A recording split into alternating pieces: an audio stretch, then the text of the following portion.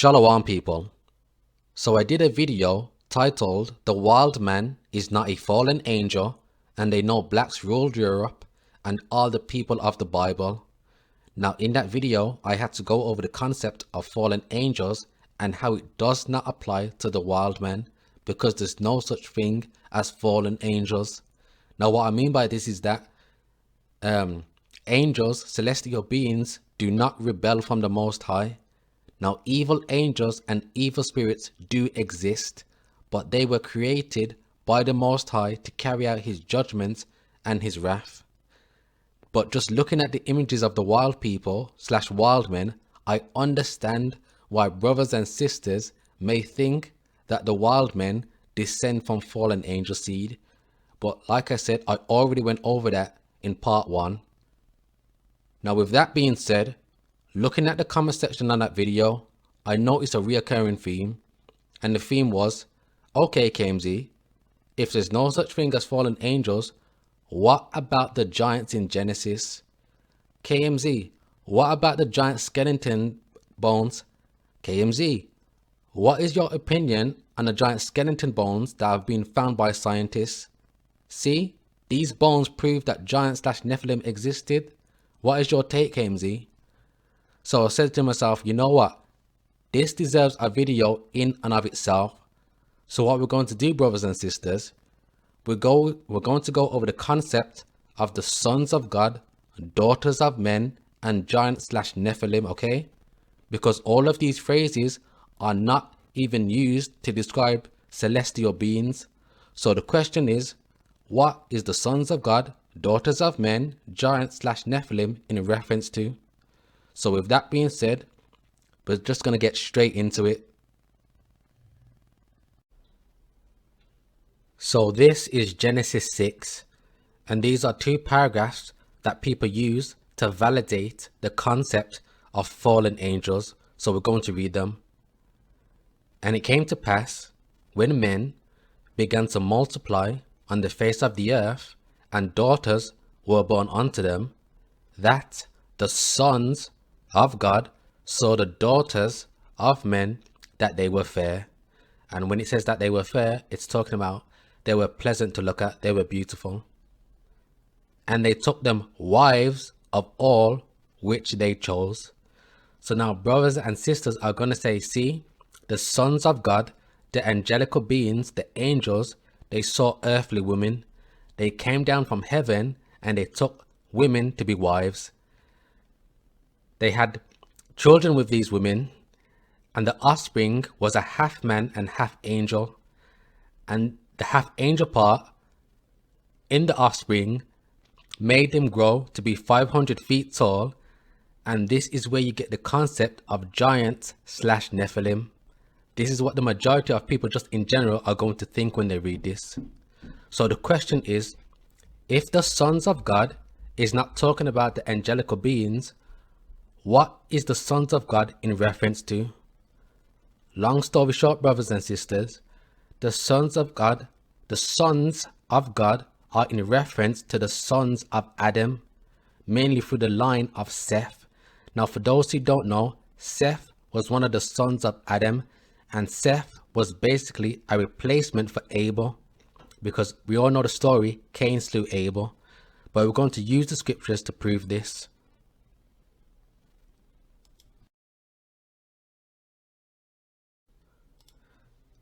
Now before we get the genealogy that leads all the way back to Adam, you brothers and sisters need to understand there were other people on the planet during the time of Adam and Eve. Some of you brothers and sisters are probably under the misconception it was only Adam and Eve and their descendants, and there was nobody else on the planet. Now understanding there were other people on the planet, it's going to help you understand or provide context to what is actually going on in Genesis. Okay, so with that being said, this is Genesis 1:26, and it reads, "And God said, let us make man in our image, after our likeness, and let them have dominion over the fish of the sea, and over the fowl of the air, and over the cattle, and over all the earth, and over every creeping thing that creepeth upon the earth. So God created man in his own image. In the image of God created he him, male and female created he them. And God blessed them, and God said unto them, Be fruitful and multiply, and replenish the earth, and subdue it, and have dominion over the fish of the sea, and over the fowl of the air, and over every living thing that moveth upon the sea, or upon the earth, sorry. Now, brothers, this is in reference to the other people, the other nations round about, okay? There was a difference between these people and the Adam that we know, okay? Adam was separated from amongst the people. Now we're going to use the scriptures to prove this, and we're going to see what made Adam different from these people.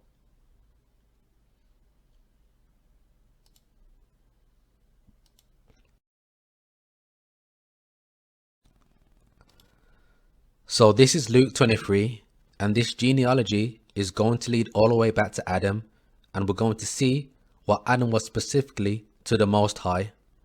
So it reads, And Yahushua himself began to be about, and yet, let me restart again. And Yahushua himself began to be about 30 years of age, being as was supposed the son of Joseph, which was the son of Heli or Heli, which was the son of Mathat, which was the son of Levi, which was the son of Malachi, which was the son of Janna, which was the son of Joseph, which was the son of Matthias, which was the son of Amos, which was the son of Nahum. So you get the point. It's going to lead all the way back to Adam. We're going to skip forward ahead.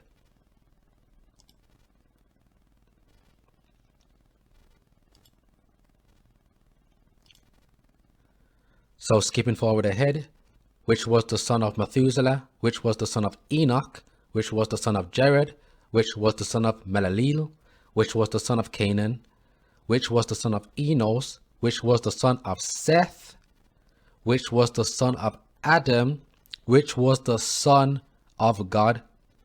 What was Adam to the Most High? Let's run it back. Which was the son of Enos, which was the son of Seth, which was the son of Adam, which was the son of God. Now, why was Adam considered the son of God? Because Adam was chosen, brothers and sisters, okay? Adam was basically chosen to be the high priest, the king, basically the high priest, the king, the chosen one of the earth.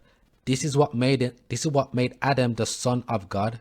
And if Adam was the son of God, that means his descendants are going to be what? The sons of God.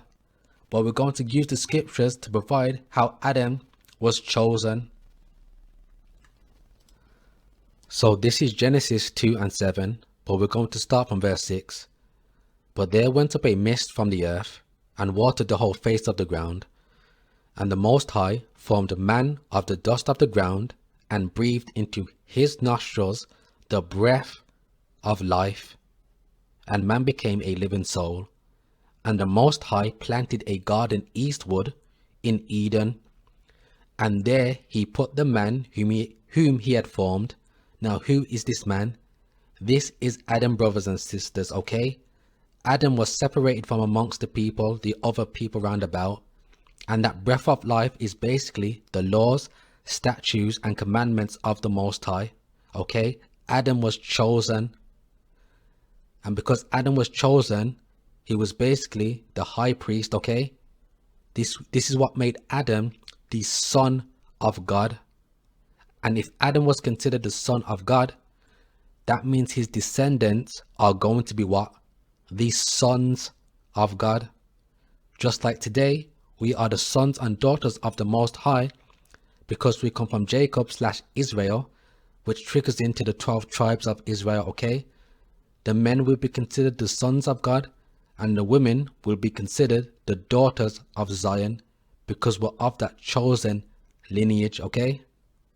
This is why it's important to realize there were other people on the planet. There was a separation here.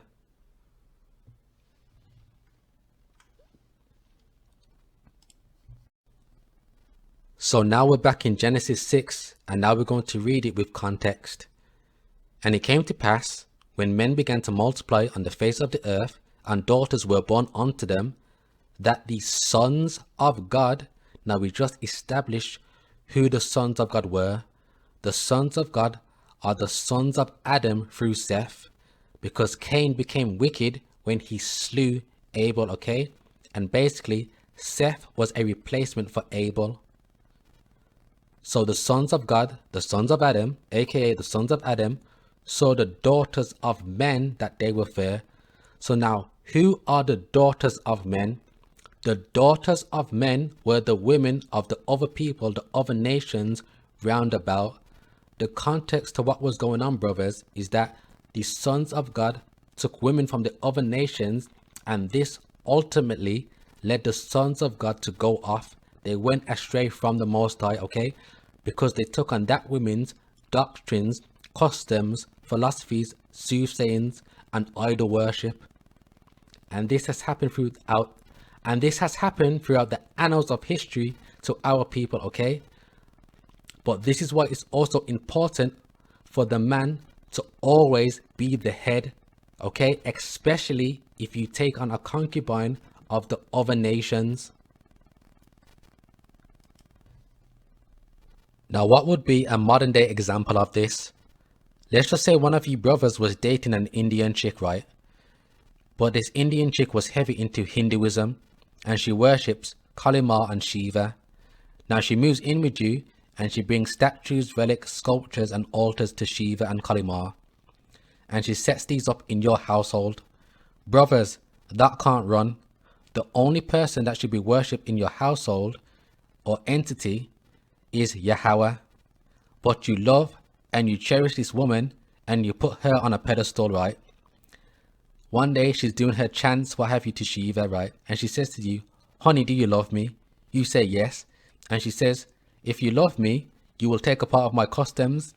Now, to appease the woman, right, because you put her on a pedestal, next thing you know, you're out there by the altar that she sets up. Next thing you know, you're out there singing chants and hymns to Shiva and Kali Ma, and she leads you astray from the Most High, okay? And a lot of these women in this Babylonian society that we live in are the same, okay? The laws of the scriptures are not established at all, okay? Even if you was to get an Israelite sister, okay? A lot of the sisters are into like African spirituality or ancient Kemetism, you know, where they wear the Egyptian ankh around the neck. But same scenario, right? Let's just say you're dating a sister, right, and she moves in, but she's heavy into that African spirituality, right, or voodoo, right? She sets up an altar, right, to like the ancestors, to commune with the ancestors, to gain inspiration and knowledge. She says the same thing, honey, do you love me? If you love me, you will take part of my customs. Next thing you know, because you put her on a pedestal, you're out there making chants and communing with the ancestors, okay? You're practicing divination. And you may not even realize it, but you're blinded. You're blinded by the woman, okay? Because you love her. You put her on a pedestal. This is why it's important, brothers, for the man to be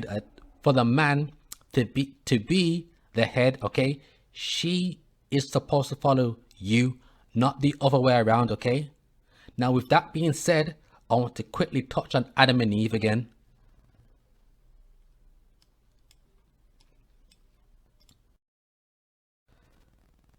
So brothers, this is the most common image that you see of Adam and Eve. Now everything in this painting is fake. First and foremost, Adam and Eve were not Caucasian, as most of you on this channel should already know. If Adam was walking around, he would be classified as a black man. If Eve was walking around, she would be classified as a black woman. Now Adam and Eve were not naked with fig leaves between their genitals. When the Bible or the scriptures speaks about Adam and Eve being naked, it's talking about they were ashamed of the sin they committed against the Most High, okay? It's basically a metaphor for being ashamed. Now when it comes to the serpent wasn't a literal magical talking snake that wrapped around a tree that gave Eve a literal apple, okay? The serpent, now remember how I told you, brothers and sisters, there were other people on the planet. The serpent was a man from the other nations, the other people around about, okay? And this serpent taught Eve doctrines, philosophies, and soothsayings. But we're going to get the root word of serpent in the scriptures to prove this. So now we're in the Blue Letter Bible, and we're on the root word of the term serpent in the Strong's definition. So it reads, outline of biblical usage: to practice, divination, divine, observe signs, learn by experience, diligently observe, practice, fortune telling, take as an omen, to practice divination, to observe the signs or omens. This is what this man, this serpent, was about, brothers, okay? But in modern day terminology, we would classify a person like this as a witch or a warlock, somebody who practices occultism. And these doctrines, philosophies, and soothsayings is what beguiled Eve, okay? And then Eve took these same doctrines, philosophies, and soothsaying and taught these to Adam. And this is how they fell. And this is what I told you. It's important for the man to be the head. But think about it for a second. Why didn't the serpent go to Adam first? Adam was the chosen one. Adam was the head. Adam was the son of God. Probably, if the serpent went to Adam first, Adam would have chased away the serpent or this dude from the other nation. But how did Adam get deceived? Through his woman Eve, because Eve was the one who was susceptible to the doctrines and philosophies, okay? Now, what should have happened, okay? Eve should have not listened to the serpent in the first place. But we all know what happened. Then Eve went to Adam, and Adam, being the head, as he should have been, or as he was, should have chastised Eve, okay? He should have corrected Eve and what she had done. But we all know what happened. And this is why I gave you, brothers, modern day examples of how men fall, because they put the woman on the pedestal and then they take on their doctrines, their philosophies, their religious beliefs, their spiritual beliefs, what have you, things like that.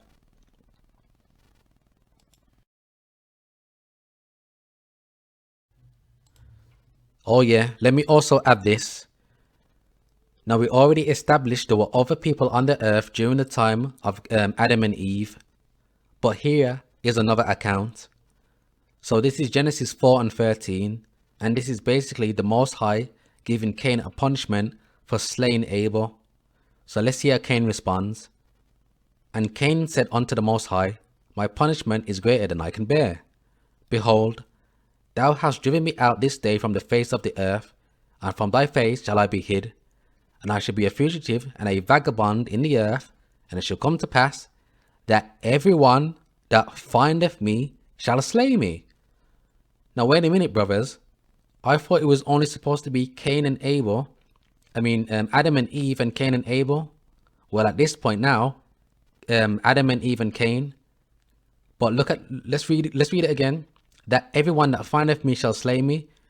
It's almost as if Cain is referencing other people on the earth. But let's continue. And the Most High said unto him, therefore, whosoever slayeth Cain, vengeance shall be taken on him sevenfold. And the Most High set a mark upon Cain, lest any finding him shall kill him.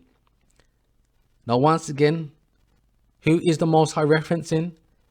I thought it was only supposed to be Adam and Eve and Cain at this point.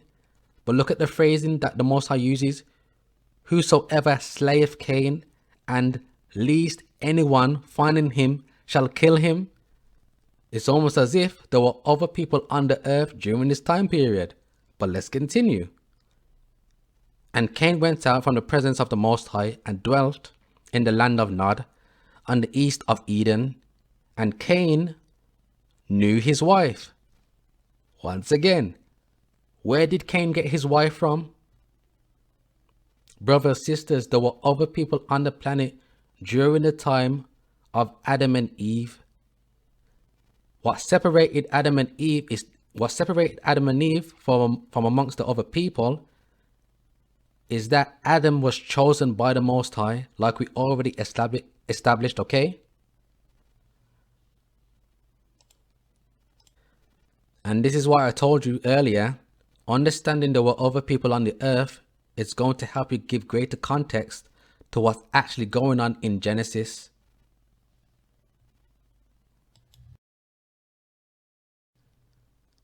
So now we're back in Genesis 6 and we're going to read this plainly, but we're going to read this how it's stated here first. So, and it came to pass, when men began to multiply on the face of the earth, and daughters were born unto them, that the sons of God saw the daughters of men, that they were fair, and they took them wives of all which they chose. So how would this read plainly?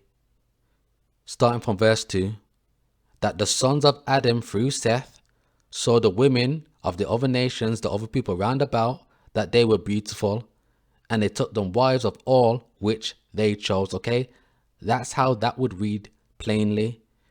This has nothing to do with fallen angels rebelling from the Most High, coming down from heaven, taking the women, having offspring with these women, and the offspring was half man, half angel, that grew to be 500 feet tall. And this is where you get the concept of giant / Nephilim, okay?